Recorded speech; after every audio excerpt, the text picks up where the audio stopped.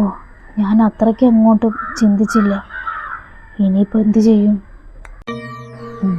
അത് ഞാൻ പറഞ്ഞുതരാം. ഞാൻ പറഞ്ഞ പോലെ ചെയ്താൽ എനിക്ക് നല്ലത്.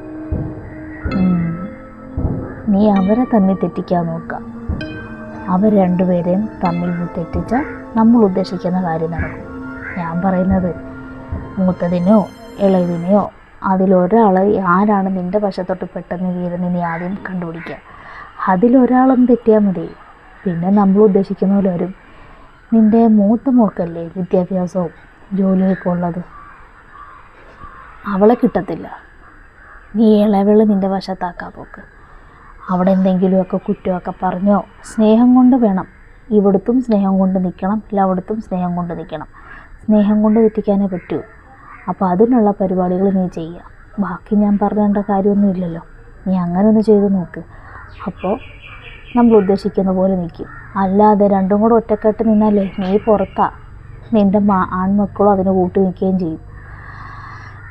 അതുകൊണ്ട് ഞാൻ പറഞ്ഞത് നീ ചെയ്ത് നോക്ക്. അപ്പോൾ നമ്മൾ ഉദ്ദേശിക്കുന്നിടത്ത് നിൽക്കും. കേട്ടല്ലോ? ശരിയാ, അതിനുള്ള വഴിയൊക്കെ എന്തെങ്കിലും ഉണ്ട്. അപ്പോൾ ഇന്നെന്തായാലും വേണ്ട, നാളെ മുതലാട്ടെ.